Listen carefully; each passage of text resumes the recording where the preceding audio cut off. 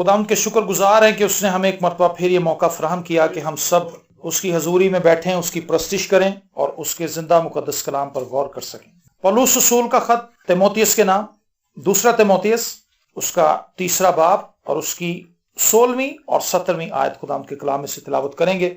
दूसरा तीमुथियुस उसका 3 बाब और उसकी 16वीं आयत से खुदावंद के जिंदा कलाम में लिखा है, हर एक सहीफा जो खुदा के इल्हाम से है तालीम और इल्जाम और इस्लाह और रास्तबाजी में तरबियत करने के लिए फायदेमंद भी है, ताकि मर्द खुदा कामिल बने और हर एक नेक काम के लिए बिल्कुल तैयार हो जाए। आमीन।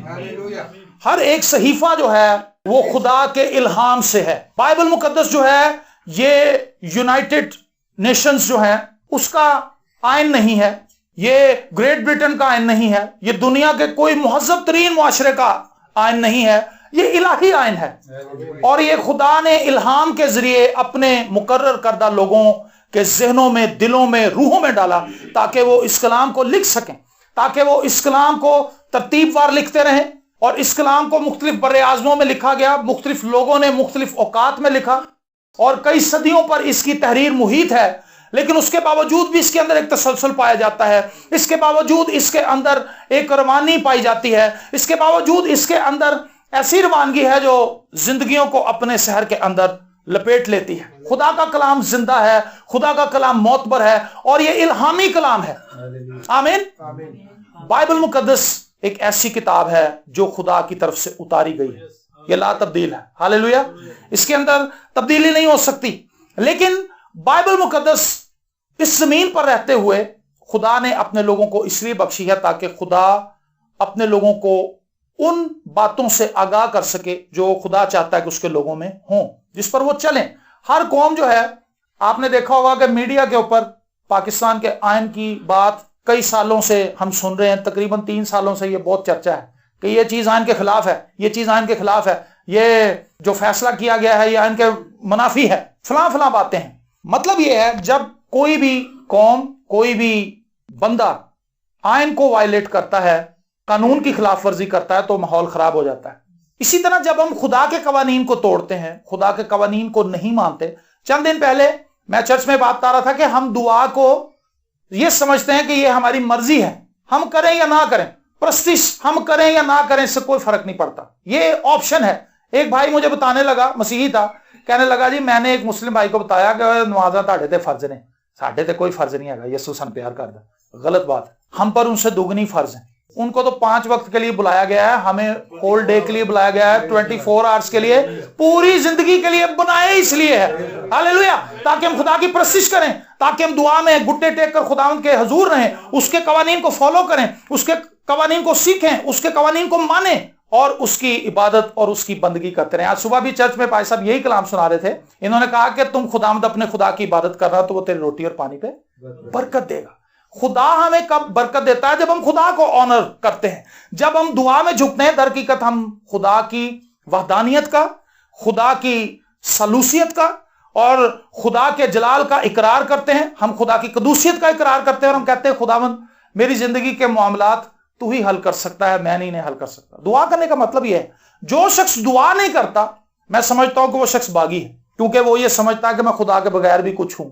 जबकि यीशु मसीह ने मुक्ति बात मुका दी कि मेरे बगैर तुम कुछ नहीं कर सकते। यीशु मसीह ने कहा तुम कुछ नहीं कर सकते। अगर कोई ये शख्स समझता है कि मैं कुछ कर सकता हूं तो बेवकूफ आदमी है, दुनिया का अव्वल दर्जे का बेवकूफ आदमी, क्योंकि वो यीशु मसीह की बात को डिनाई कर रहा है। आमीन। सो खुदा का कलाम जो है ये इल्हामी है और इसके अंदर पौलुस रसूल ने बड़ी खूबसूरत बातें बताई हैं। पहली बात यह, खुदा का कलाम इसलिए दिया गया है ताकि हम तालीम पाएं, एजुकेट हों। जो शख्स कलाम नहीं सुनता वो एजुकेट नहीं हो सकता। हमें बहुत से लोग मिले हैं, वो कहते हैं जी हम कलाम तो नहीं पढ़ते लेकिन हमें खुदा के बारे में सभी इल्म है। क्या ये ऐसा मुमकिन है? कोई बच्चा स्कूल ही ना जाए और वो कहे कि मैं पढ़ा लिखा हूं, नहीं हो सकता ऐसा। वो स्कूल जाएगा, स्कूल में उसको दाखिला दिया जाएगा, उसको एजुकेट किया जाएगा। अभी इबादत में आने से पहले मैं कुछ वक्त पहले चला गया तो जसन भाई का जो छोटा बेटा राफे, उसका सुबह पेपर है, तो हम आपस में बात कर रहे थे। जो जारिश है, जो मिडल मैन है, उसने कहा कि जी इसको थोड़ी सी प्रैक्टिस की अभी जरूरत है, इसने सबक याद किया लेकिन ये कहीं कहीं से भूल रहा है। उसने कहा नहीं भाई मुझे अच्छी तरह से याद हो गया है। तो वो कहने लगा बेटा अभी थोड़ी देर के बाद मैंने सुनना है, तो आपने कहना मुझे भूल गया। इसलिए आप अच्छी तरह से तैयारी करें। स्कूल इसलिए जाते हैं ताकि हम तालीम पाएं। तो खुदा का कलाम हम इसलिए पढ़ते हैं ताकि हम एजुकेट हों, ताकि हम तालीम को हासिल कर ले। एजुकेट किस लिहाज से खुदा का कलाम हमें करता है? ये हमें सिखाता है कि खुदा कैसा है, ये हमें बताता है कि खुदा है कैसा। जब तक हम खुदा के कलाम को नहीं पढ़ेंगे हम नहीं जान पाएंगे कि खुदा कितना बाइख्तियार है, खुदा कैसा है, खुदा मेरे लिए क्या कुछ कर सकता है। पौलुस रसूल ही अपने खत के अंदर कहता है कि जिसको वो जानते नहीं उससे दुआ कैसे करेंगे। हमारी दुआ कमजोर इसलिए है क्योंकि हम खुदा को नहीं जानते। जिस शख्स का राब्ता खुदा के साथ नहीं है, जो शख्स खुदा को नहीं जानता, उसकी दुआया जिंदगी कमजोर होगी। जो शख्स ज्यादा कलाम पढ़ने वाला है वो ज्यादा दुआ करने वाला होगा। Praise the Lord. जो शख्स ज्यादा कलाम पढ़ता है वो खुदा को जान जाता है, उसे पता होता है कि खुदा ये कर देगा, इसलिए वो दुआ करता है, उसका ईमान बढ़ जाता है। ईमान सुनने से पैदा होता है, और सुनना किससे? मसीह के कलाम से। तो जब हम खुदा का कलाम सुनते हैं, जब हम खुदा का कलाम पढ़ते हैं, हम एजुकेट होते हैं। एक एजुकेटेड शख्स जो है वो जब दुआ करता है उसे पता होता है कि मैं ये बात ठीक कर रहा हूं या गलत कर रहा हूं। खुदा हमें अपने कलाम के जरिए एजुकेट करता है कि ये दुआएं नहीं करनी, जो बातें खुदा ने मना कर दी है उसके लिए कैसे दुआ कर सकते हैं। खुदा नहीं बरकत देगा, खुदा ने बता दिया है कि तू गैर अक़वाम की बेटियों को ना लेना, ना ही अपनी बेटियां उन्हें देना। तो ये बात खत्म हो गई। हम इस हद को क्रॉस करेंगे तो नुकसान उठाएंगे। इसका मतलब है जब मैंने ये बात पढ़ ली तो मैं एजुकेट हो गया कि मैं गैर अक़वाम की तरफ ना जाऊं, ना मैं अपनी फैमिली को गैर अक़वाम की तरफ मोड़ू, ना उनकी फैमिली से कोई बच्ची या बेटा लेके आऊं। तो जब लोग कलाम को नहीं जानते वो कई बेवकूफियां करते हैं। पौलुस रसूल कहता है कौन सी चीज मुझे मसीह की मोहब्बत से जुदा करेगी। वो जान गया था, उसने मसीह को देख लिया था, उसने मसीह को पहचान लिया था, वो तालीम पा चुका था। उसने कहा तलवार, फरिश्ते बहुत बड़ी चीज है। अगर कोई फरिश्ता हमारे सामने आ जाए और कहेगा यीशु खुदा नहीं है, तो वो कहता वो मलाउन हो। ये पौलुस रसूल ने कहा गलतियों के खत के अंदर। तो पौलुस रसूल जब एजुकेट हो गया खुदा के कलाम से, पहले ही वो उस्ताद आदमी था, गमलीएल से तालीम पाई थी, लेकिन उसका कलाम जो कुछ उसने सीखा था उसके अंदर अभी कमी थी, वो यीशु से वाकिफ नहीं था। किसी ने योंगे चू से पूछा, दो चीजें हैं, ये कलाम जो हमारे पास रिटन मौजूद है ये लगोस है, एक कलाम है रहमा। रहमा क्या है? खुदा का मुनकशफ किया हुआ कलाम, जिंदा कलाम। तो योंगे चू से किसी ने पूछा कि जी रहमा और लगोस में क्या फर्क है? उसने कहा कच्चे चावलों में और पक्के चावलों में जो फर्क है वही लगोस और रहमा में फर्क है। रहमा जो है वो लजीज भी होगा और वो आपकी बॉडी को ताकत भी देगा। रहमा क्या है? खुदा का जाहिर किया हुआ कलाम। खुदा यीशु मसीह झील पर चलते हुए आ रहे थे, ये बॉडी के अंदर कलाम था। तो पतरस कहने लगा खुदावंद अगर तू है तो मैं भी आऊं। यीशु ने कहा आ। ये रहमा था, एक लफ्ज ने जो जाहिर किया गया था खुदावंद की मर्जी को। आपके हालात में जब खुदा अपने कलाम को जाहिर करता है तो वो रहमा बन जाता है, और जो रहमा है वो हमारी जिंदगी को तब्दील करता है। हम जो कुछ भी उसके अंदर रहकर करते हैं वो दूसरी चीजों से बहुत मुनफरिद और फर्क होता है। तो खुदा हमें तालीम देना चाहता है, खुदा हमें एजुकेट करना चाहता है। लेकिन मोस्टली हमने देखा कि मसीही कौम जो है वो कलाम पढ़ने से आ रही है, सुस्त है। हम मसीही जिंदगी में सबसे बड़ी नाकामी हमारी सुस्ती है। हम सुस्त हैं तमाम मामलात में, उन मामलात में जो खुदा से इलाका या ताल्लुक रखती है। जो चीजें दुनियादारी से ताल्लुक रखती हैं उनमें हम इतने सुस्त नहीं है, लेकिन खुदा के कामों में हमें बहुत सुस्ती छा जाती है हमारे ऊपर। कलाम पढ़ने में हम सुस्त हैं, दुआ करने में सुस्त हैं, इबादत में हम नहीं पहुंचते, नागे कर जाते हैं, प्रस्तिश नहीं करते, गीत आते ही नहीं है। हमने कई लोगों को देखा है कि वो बेचारे कभी चर्च नहीं आते, अगर उसको धक्के धुक्के मार के ले ही आते हैं उसके फैमिली वाले, तो फिर वो बेचारा मुंह ही देखता रहता है क्योंकि उसे गीत आते ही नहीं होते और वो शर्मिंदा होता है। मेरे साथ भी ऐसे हुआ था, जब मैं मसीह को नहीं जानता था, मुझे बेदार कलीसिया में ले जाया गया। जब मैं वहां पे पहुंचा वो गीत गा रहे थे, तालियां बजा रहे थे, मैं वाहिद आदमी था जो तालियां नहीं बजा रहा था। वो सब मुड़ मुड़ के मुझे देख रहे थे कि यार बंदा कित्थों आ गया, देसी मुर्गियों में ये ब्रायलर कहां से घुसा है, इसको कुछ पता ही नहीं प्रशिश करने का। वो मुझे देखते रहे और मैं बीच में तंग था कि कब खत्म होगी, क्योंकि मुझे गीत आते ही नहीं थे, मैं शर्मिंदा हो रहा था। लेकिन उसी दिन जब मैंने खुदा का जिंदा कलाम सुना तो मेरी जिंदगी बदल गई। तो कलाम जो है ये जिंदा कलाम है, ये खुदा के इलाही कवानीन है, और ये हमें इसलिए दिए गए हैं ताकि हम तालीम पाएं, एजुकेट हों। हमने कैसे इबादत करनी है ये कलाम में लिखा है, हमने कैसे दूसरों को माफ करना है ये कलाम में लिखा है, हमने किस तरह दूसरों की मदद करनी है कलाम में लिखा है, हमने किस तरह खुदा को पसंद आना है लिखा है। बगैर ईमान के उसको पसंद आना मुमकिन है। तो मैं एजुकेट हो गया कि जब तक मैं खुदा पर ईमान नहीं रखूंगा मैं खुदा को पसंद नहीं आ सकता। मैं चाहे कितनी भी अच्छी शेव करके, कितना भी अच्छा परफ्यूम लगा के खुदा के जोर बैठ जाऊं, खुदा मुझे पसंद नहीं करेगा जब तक मैं उस पर ईमान नहीं रखता। तो तालीम हासिल करना कलाम की बहुत जरूरी है, और उसके लिए जरूरी है कि हम खुदा का कलाम पढ़ें, खुदा का कलाम सुने, खुदा के कलाम पर गौर करें, ताकि हम तालीम याफ्ता हों। और जब हम तालीम याफ्ता होंगे तो इब्लीस हमें आसानी से वर्गला नहीं सकेगा। यीशु मसीह तो खुद मुजस्सम कलाम था, उसको भी आजमाने के लिए शैतान आ गया, लेकिन यीशु तो एजुकेटेड था। यीशु ने उसको ऐसे जवाब दिए कि उसके पास जवाब कोई नहीं था। बिलाखिर यीशु ने उसे हुक्म दिया कि चला जाए यहां से, और चला गया। और बड़े बड़े शरा के आलम हैरान और परेशान हो गए कि ये 12 साल का नौजवान बच्चा जो है ये किस किस्म के मुद्दे हमसे बयान कर रहा है, हमें तो समझ नहीं आ रही। इसके पास इतनी हिकमत कहां से आ गई, ये तो बढ़ाई का बेटा है, तो यूसुफ का बेटा है। लेकिन दर हकीकत खुदावंद यीशु मसीह उस कलाम से तालीम याफ्ता थे जो आसमानी बाप से उसे मिला था, और वो खुद मुजस्सम कलाम था। तो हम कलाम इसलिए ना पढ़ें कि हमें इससे बरकत ही मिलेगी। बरकत तो मिलेगी, मुकाशवा की किताब के अंदर लिखा है कि इस कलाम को पढ़ने वाला, इसको सुनने वाला, इस पर अमल करने वाला मुबारक है। तो ये सारी बाइबल के ताल्लुक से लिखा है। कुछ लोगों का कहना है जी खाली मुकाशवा के लिए ये बात है, ये सारे कलाम के लिए। आप पैदाइश पढ़ ले, आप ज़बूर पढ़े, आप कुछ भी पढ़े, आपको बरकत मिलेगी, क्योंकि खुदा का कलाम है ही बाइस से बरकत। इसका एक लफ्ज जो है वो इतना ताकतवर है कि पूरी दुनिया टल जाएगी, ये नहीं टलेगा। आमीन। तो इसके अंदर ताकत है, इसके अंदर जिंदगी है, इसके अंदर तासीर है, ये तब्दील करता है जिंदगियों। तो हमें खुदा के कलाम से तालीम याफ्ता होना है ताकि हम मसीह में मजबूत हो सकें, मसीह में कद्दावर हो सकें। बहुत से लोग इसलिए मसीह में आगे नहीं बढ़ पाते, उनकी जिंदगियां रूहानी तौर पर तरक्की नहीं करती, क्योंकि वो खुदा के कलाम से अपनी रूहों को नहीं भरते। उन्होंने फिल्मों की स्टोरियों से अपना जहन भर रखा है, इंडियन गानों से अपना जहन भर रखा है, अपने दिल को भर रखा है, बहुत सी फिक्रों से अपना दिल भर रखा है, बहुत सी नफरतों से अपना दिल भर रखा है, हसद से, जलन से अपना दिल भर रखा है। लेकिन दिल भरने के लिए खुदा का कलाम होना चाहिए। ये सारी चीजें बेकार है, आपके दिल को जंग लगा देगी, गला देंगी, लेकिन खुदा का कलाम आपके दिल को जवान कर देगा। हालेलुया। और जब दिल जवान होगा, दिल पूरी बॉडी के अंदर सही प्रेशर फेंकेगा, तो आप जवान रहेंगे। हालेलुया। सो खुदा के कलाम को स्टोर करने के लिए बेस्ट जगह हमारा दिल है। हमें पढ़ना है, खुदा के कलाम को पढ़ना ही कितना जरूरी है देखें हमारे लिए। और हम कितनी कोताही करते हैं कि हम इसको शेल्फ पे ही पड़ा रहने देते हैं और इस पे डस्ट जमती रहती है। लेकिन अगर हम इसे डेली पढ़ें, इसके साथ डेली रफाकत रखें, ये हमें ज़हनी सतह पर बहुत ऊपर ले जाता है। भाई जानते हैं, मैं एक डरपोक आदमी था, हूं अभी भी। अपने तौर पे अगर देखो तो मैं डरपोक हूं, लेकिन मसीह की दिलेरी जब मेरे ऊपर है तो मैं कुछ भी कर लेता हूं।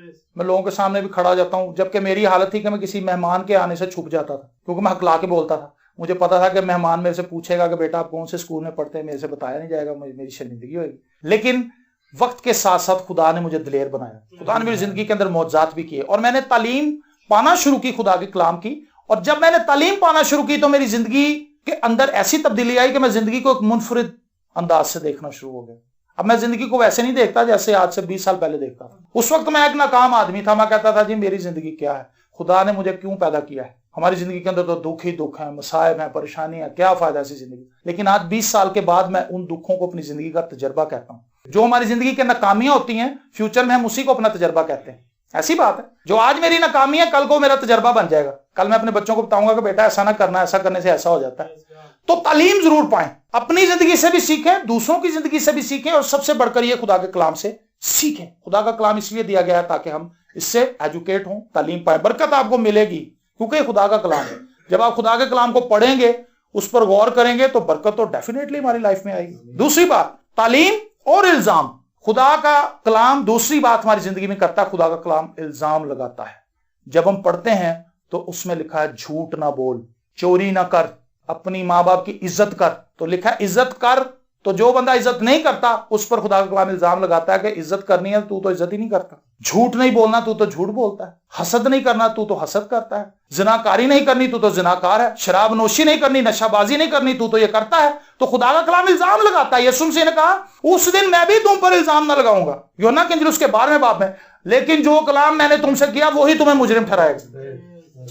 यीशु मसीह किसी को कुछ नहीं कहेगा। जो कुछ आपने सुन रखा है यही उस दिन आपको कटहरे में ले आएगा। मिस जी कल हम स्कूल नहीं आए थे, मिस बैठी हुई सामने हमारे, मैडम मैं तो कल नहीं आया था। अच्छा बेटा बैठ जाओ। तो जो बच्चे आए थे उनको तो सजा मिलेगी अगर उन्हें सबक याद ना हो। तो हमारे जमाने में तो बड़ा बहाना होता था, हम छुट्टी कर लेते थे शादी पे, तो अगले दिन जा कहते थे कि मैं वो जब सबक सुनाया जाता था तो हम खड़े हो कहते थे बड़े फखर से कि जी कल हम शादी पे गए थे, मैं नहीं आया था मैडम। वो कहती थी अच्छा चलो बैठ जाओ। लेकिन जो बच्चे आए होते थे, मकतबे इश्क का दस्तूर निराला देखा, उसको छुट्टी ना मिली जिसने सबक याद किया। जो लोग आ गए हैं आपकी छुट्टी नहीं है, क्योंकि आपने कलाम सुन लिया है। अब आप जवाब दें। आमीन। आप इससे भाग नहीं सकते। आप इस दायरे में आ गए, खुदा ने खिड़की डाल ली है, तो इस खिड़की के अंदर हम फंस गए हैं। इसके जवाब दें। अगर इसके मुताबिक नहीं काम करेंगे तो काम खराब हो जाएगा। खुदा का कलाम इल्जाम लगाता है। इल्जाम इसलिए लगाता है ताकि हम अपने आप को ठीक कर लें, हम अपने आप को तब्दील कर लें। खुदा का कलाम इसलिए हम पे इल्जाम लगाता है। वो हमारी जिंदगी के अंदर से गलाजत को निकालता है और हमें गुस्ल देता है। खुदा अपने कलाम से हमें गुस्ल देता है, इल्जाम लगाता है। सबसे पहले तालीम देता है, एजुकेट करता है,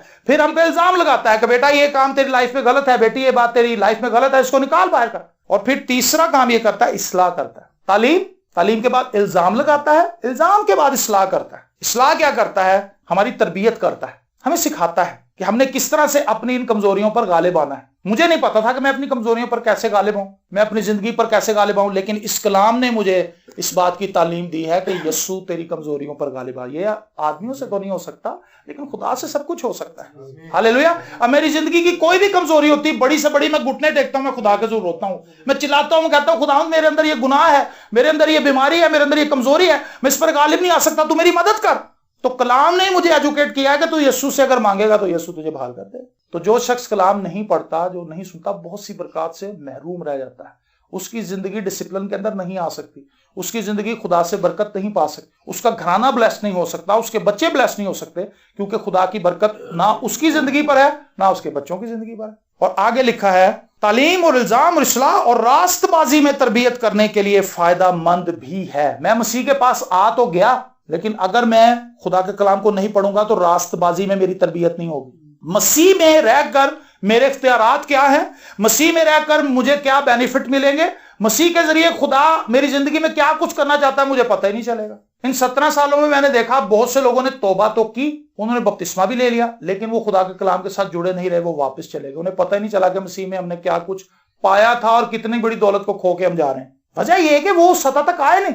तो जब मैं इतना कुछ जान गया हूं, मुझे पता है कि मैं मसीह का हम मिरास हूं, जो कुछ मसीह का है वो मेरा है, मैं पागल हूं कि मैं चला जाऊं। आमीन। जिस शख्स को ये पता चल जाए कि मेरे पास इतना बैंक बैलेंस है, मेरा भाई इतना अमीर है, तो मैं पागल हूं अपने भाई को छोड़ के चला जाऊं। हालेलुया। जिसको ये पता चल जाए कि मेरा इतना बैंक बैलेंस है, मुसरफ बेटा बेवकूफ था, अपने पैसे लेके चला गया था, साथ रहता तो फायदे में रहना था, लेकिन खुदा मेहरबान है, फिर भी कबूल कर लेता है। हम इतना उजाड़ा करके भी आ जाते हैं, फिर भी कहता आजा बेटा, कोई बात नहीं है तो तू मेरा ही बच्चा। हमने अपनी जिंदगी के बहुत से साल इसी तरह बेकार गुजार दिए, लेकिन खुदा चाहता है कि हम अपनी लाइफ को उसके कलाम के सांचे में ढालें, अपनी जिंदगी को तब्दील करें, तौबा करें। खुदा का कलाम ही बताता है कि तौबा करो क्योंकि आसमान की बादशाही नजदीक है।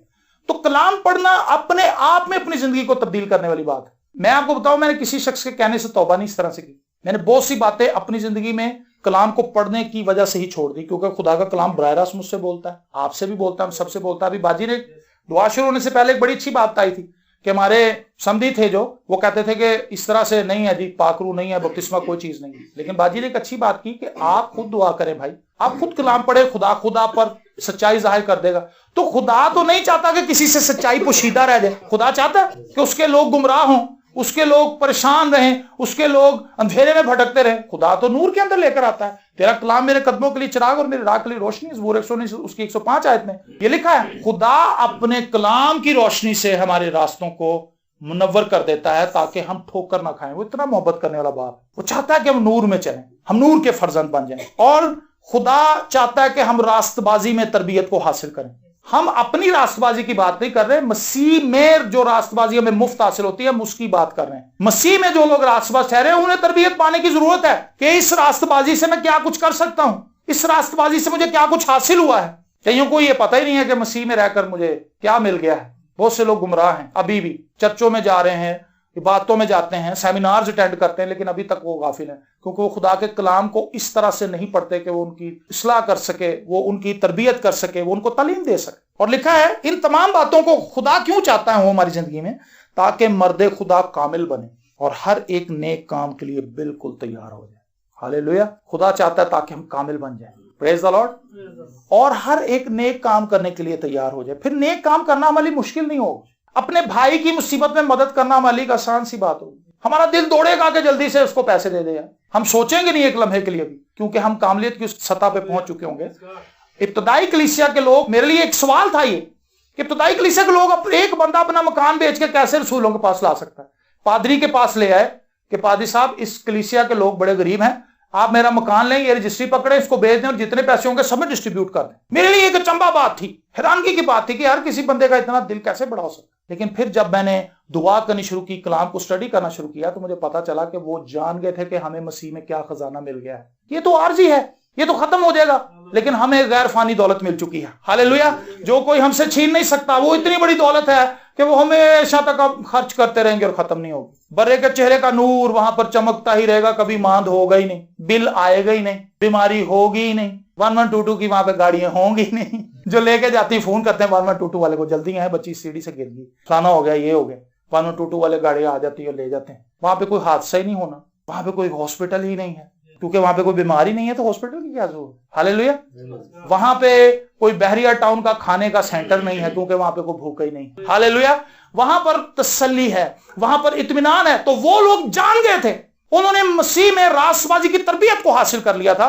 उन्हें समझ आ गई थी कि ये चीजें तो बेकार हैं, ये चीजें तो कूड़ा है, इनके पीछे जाने की क्या जरूरत है। खुदा हमें रोटी देगा, वो चिड़ियों को देता है, वो हमें भी देगा। तो उन्होंने खुदा के कलाम की तालीम हासिल की थी, खुदा के कलाम को मान लिया था, खुदा के कलाम का यकीन कर लिया। तो फिर उनके लिए कुछ भी करना मुश्किल नहीं था। अपने भाई को माफ करना उनके लिए आम सी बात है। यीशु ने कहा था ना कि अगर 7 के 70 बार भी तरह गुनाह करे तो उसको माफ कर। उनको समझ आ चुकी थी ये बात। तो इब्तिदाई कलीसिया इसीलिए जल्दी से फैली क्योंकि उन्होंने खुदा के कलाम को अपनी लाइफ में अडॉप्ट किया। आज इतनी सहूलियत होने के बावजूद भी कलाम इतनी तेजी से नहीं फैल रहा। वजह यह है कि खादमीन भी खुदा के कलाम को पूरी तौर से कबूल नहीं कर सके। हम यकीन नहीं कर पाते खुदा पर। मैंने देखा भरोसा करना सबसे मुश्किल चीज है। विलियम भाई थे हमारे साथ, वो कहते थे बेटा कश्ती से पैर बाहर निकालना एक अजीब चीज है, ये आसान नहीं है क्योंकि पता है बाहर पानी है, पानी के अंदर डूब जाऊंगा। पतरस ने सारी उम्र उस झील के अंदर गुजारी थी, उसे पता था ये झील कितनी गहरी है, लेकिन उसी झील के अंदर उसने ये हिम्मत की कि वो अपना पैर कश्ती से बाहर निकाले। कैसे? क्योंकि वो यीशु को देख रहा था और यीशु पर उसका ईमान था। उसने उसको इतनी दिलेरी दे दी कि वो उसी झील पे जिसके अंदर वो गहरे में जाल डालता था, मछली पकड़ता था, उसी झील के पानी पे चले। मैं और आप इन हालात को जब से पैदा हुए देख रहे हैं। हमारी जिंदगी के अंदर मुश्किलात आती हैं, पैसों की कमी आ जाती है, कोई और मसाइल आ जाते हैं, कोई बीमारी आ जाती है, लेकिन इन तमाम मसाइल में खुदा हमें हौसला देता है कि बेटा मुझ पर निगाह रखो, तुम इन तमाम मसाइब को भूल जाओगे, तुम इन तमाम मसाइब पे गालिब आ जाओगे। हालेलुया। तुम इन पानियों पर चलोगे जिनसे तुम डरते। हालेलुया। जिन लहरों से वो डर रहे थे उन्हीं लहरों पे पतरस चल रहा। थोड़ी देर पहले वो खौफजदा थे यीशु के जाहिर होने से पहले। तो जब तक यीशु हमारी जिंदगी के मंजर पे जाहिर नहीं होगा हम खौफजदा होंगे, लेकिन यीशु जब हमारी जिंदगी में जाहिर हो जाएगा फिर खौफ काफूर हो जाएंगे, फिर यीशु होगा और हम होंगे। हालेलुया।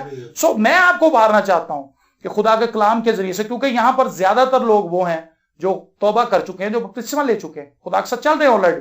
तो हमें जरूरत है कि हम मजीद खुदावंद के साथ अपने आप को जोड़े, मजीद खुदावंद में अपनी जड़ों को मजीद गहरा करें और खुदावंद के साथ चलने का जो अहद हमने बांधा था उसकी फिर से तजदीद करें। अगर हम सुस्त पड़ गए हैं, खुदावंद यीशु मसीह ने एक रूहानी कलीसिया से बात की थी, तूने अपनी पहली सी मोहब्बत छोड़ दी। मोहब्बत है अभी भी, लेकिन अब वो पहला जैसा स्पार्क नहीं रहा, अब उसके अंदर कमी आ गई है। तो खुदा ने उसे चैलेंज किया कि तू अपनी मोहब्बत में वापस लौट। सो खुदा आज हमें भी चैलेंज कर रहा है। हम अपनी जिंदगी में खुदा से कितनी मोहब्बत कर रहे हैं, हम कितना कलाम पढ़ रहे हैं, हम कितनी दुआ कर रहे हैं, हम खुदा की कितनी प्रस्तिश करते हैं, हम खुदा से कितनी मोहब्बत करते हैं। ये इससे अंदाजा हो जाएगा जितना हम खुदा के कलाम को ओबे करेंगे और जितना हम खुदा पे ट्रस्ट करेंगे। यीशु मसीह ने कहा था जब तुम मेरे हुक्मों पर अमल करोगे इससे सब लोग जान जाएंगे तुम मेरे शागिर्द हो। तो अगर हम यीशु मसीह के शागिर्द हैं तो लोगों को नजर आएगा कि यार ये बंदा गाली सुन के गाली नहीं देता, किसी की बैक बाइटिंग नहीं करता, किसी के साथ बैठ जाए तो इधर की उधर नहीं करता, ये अपनी ही बात करता है, यहाँ जो बंदा बैठा उसकी बात करता है। सबसे आसान चीज ये है जब हम गुफ्तगू करें तो मुझे चाहिए कि मैं यहाँ तो अपनी बात करूं, यहाँ जस्टिन भाई की बात करूं जो मेरे सामने बैठे हैं, तीसरे बंदे को छोड़ ही दें क्योंकि वो मौजूद नहीं है। उसके बारे में जो कुछ भी हम कहेंगे अगर तारीफ नहीं कर सकते तो फिर खामोश रहना बेहतर है, लेकिन हम ऐसा नहीं करते। हम 2 बंदे बैठे होते हैं, हम अपनी कम गुफ्तगू करते हैं, तीसरे चौथे बंदे की ज्यादा बातें करते हैं। ये नुकसानदेह है, ये बैक बाइटिंग है। खुदा चाहता है कि हम या तो उस शख्स के लिए तामीरी बात करें या फिर खामोश रहें या अपनी गुफ्तगू करें। सो आइए अपनी जिंदगी को एक मरतबा फिर से देखें। खुदा का कलाम जो खुदा के सहाइफ हैं, जो खुदा के इल्हाम से हैं, ये हमें तालीम देने के लिए हैं, ये हमारी लाइफ में इल्जाम लगाते हैं, ये हमारी इस्लाह करते हैं और रास्तबाजी में तरबियत करने के लिए फायदा मंद भी हैं ताकि मर्द खुदा कामिल बने और हर एक नेक काम के लिए बिल्कुल तैयार हो जाए। Praise the Lord.